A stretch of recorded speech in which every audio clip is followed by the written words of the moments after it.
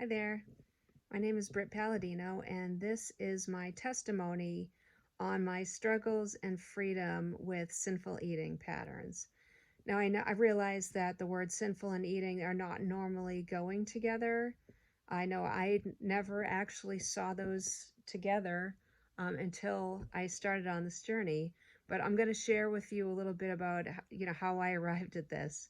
So, just to give you some background, because I think it's really helpful in helping you identify, if you're someone who's just like me. Um, my diet started when I was about 12, and my food choices and the things that I would do with food, even at a young age, were not typical. So things like I was taking food that I didn't ask for out of the kitchen. Those things were usually carbohydrate or sugar. I would hide them in my room and eat them. I was going to the store to get candy without my parents' permission.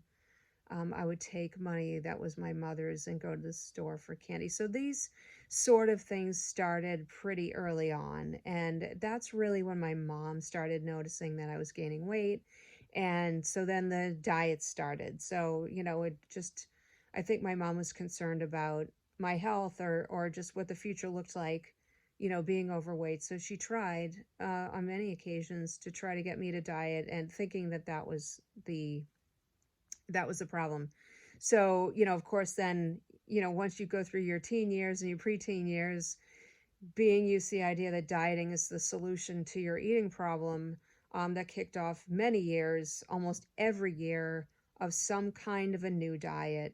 And I did things that were, I did all the commercial diets except for Jenny Craig and Nutrisystem. I never did like a system where I was buying food, but I did things like Weight Watchers, and there was another one that I did. I don't think it's around anymore, but I did all of what was it, the Hilton Head diet. I did Atkins diet. What you name it, I did the diet. And I tried the liquid diets, but honestly, I was very bad about sticking to those. So those didn't work out so well. I tried diet pills. At one point, I became very overweight. I was probably over 200 pounds, which is a lot for me. I'm only 5'3". Um, and a friend introduced me to Overeaters Anonymous, which I did pretty much for 10 years, thinking that a 12-step program was going to be the solution that I needed to deal with the food obsession or the food, just, my mind was constantly on food. What could I eat? What couldn't I eat? When was I going to eat? How come I couldn't eat now? I can't have this. Poor me. All these sorts of things. And I never found any freedom. I went through the steps, I think, about 8 times. I went through a big book step study. I did all the things that I was supposed to do, with this promise of being freed from this food obsession, which actually never happened.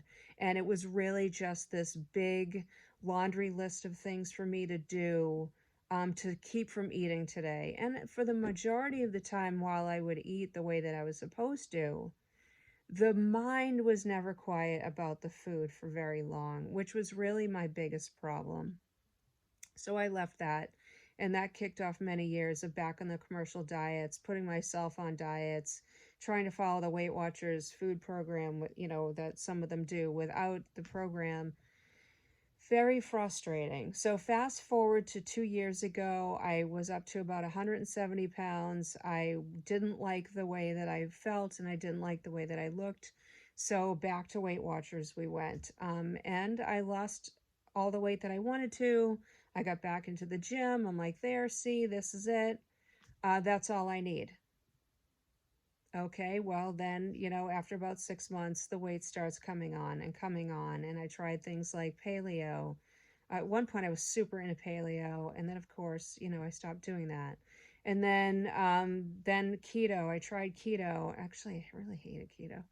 Um, I tried everything. And so I came to this realization in my kitchen that, well, I guess what I need is the added humiliation of another human being weighing me. That must be what it takes to get me to stay, to be good. We like that be good thing, right? So I tried that, and I said, okay, this is what I'm going to do. I'm just going to have to sign up again. And I can't really explain exactly what happened to me in the next 5 minutes, but somewhere I went from resigning myself to having to go back on Weight Watchers to becoming super angry and, yelling to God that I was not going, why was I going to a man made solution? For a spiritual problem, and you made the people that made this program, so why am I going to them for answers? You're the one who has the answers. And until you fix me, nothing's going to change. But I'm not signing up for Weight Watchers, and I'm not signing up for any diet ever again. Either you're going to fix me or nothing. And like I said, no clue how that actually happened. Of course, we know that's the Holy Spirit. But I said to God, with respect to my food, dieting, or, any of that other stuff, I said, make in me a clean heart, O God, renew a right spirit in me, which is literally a prayer that was a Bible verse. So what happened after that? Well, I don't know. I guess I waited for something to happen, and I wasn't really sure that anything was happening. But what I did feel led to do was to only eat when I was hungry, and if I was hungry, to make sure these were not carbohydrate choices, but these were whole food choices. That's what I did.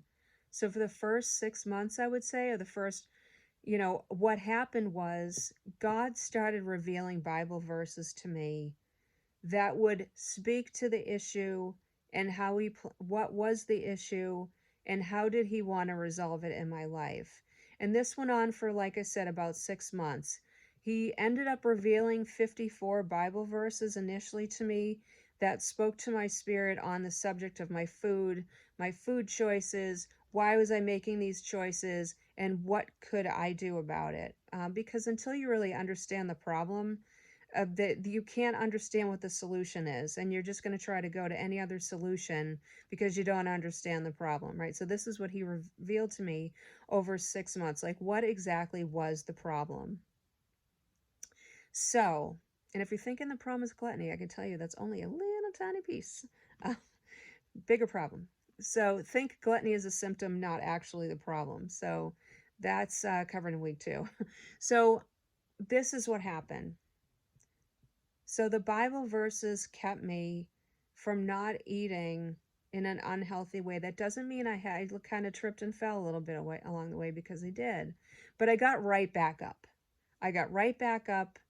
I referred to the Bible verses that he gave me, particularly like throwing off what is behind and straining forward.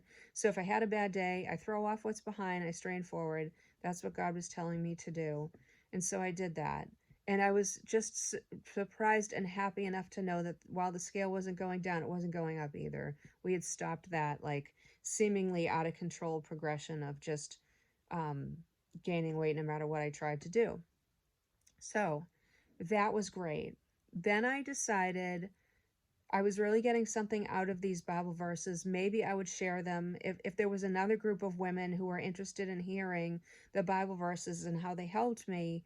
Maybe I could help somebody else. Maybe that would help me to then, just show these to other women. So for 6 weeks, I met with 4 women online, and I just share with them once a week for about an hour what had God revealed to me about these Bible verses and how they spoke to me concerning what I now became to identify were sinful eating patterns.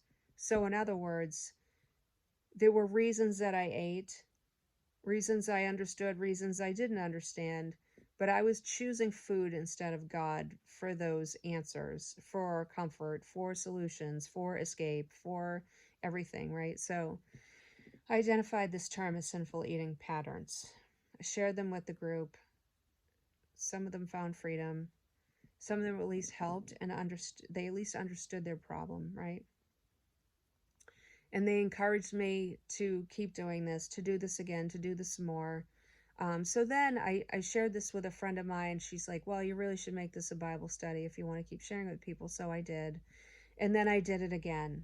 And God started to reveal more things to me. He revealed more Bible verses, but he also revealed some other things about food choices that I thought were healthy, but not really weren't necessarily. He began to reveal to me what nutrition really is, and seeing food as a resource, and and how to utilize those resources, how to identify what my body needed. Those were the things he gave to me, probably in the last year, the last 6 months. So there are things that you eat that either are labeled healthy, or they're in a healthy food store, or they're labeled all natural. We're like, oh yeah, good, these are good for you. Not necessarily. So I kind of talk about that too. So now I do the Bible study with other women. I have found complete freedom in food. It does not control me. I am not controlled. It just, I can be around the foods that I used to overeat and not feel anything towards them, which is a miracle. And if you're like me, then you know exactly that's what you're looking for. You want to walk into a room full of food and not be bothered by it, not be trying to avoid it, not be trying to talk to people so you don't think about it, not be trying to starve yourself all day because you're going to be around it later. Like, all these are unhealthy. All these speak to a life that doesn't have a healthy relationship with food. And if you've been on more than 5 diets, which most people like me have been on at least 5 diets, and are varying different kinds, we practically made a career out of dieting, you know exactly what I'm talking about. So if you're interested, I want to take you on this journey also. I'm here to show you what God showed me about restoring a right relationship with my body and restoring a right relationship with food. You have no idea what it is like. And I want you to experience what it's like to have a good relationship with your body and to have a good relationship with food and freedom in Christ, which is the only place it can possibly come from. So I would invite you to take me up on this invitation. I hope that you will. It will not be easy, but it will. It is freedom, and freedom isn't free. We have to submit to Christ if we want to be free. And I just want to show you how He showed me how to do it, and I hope that you do.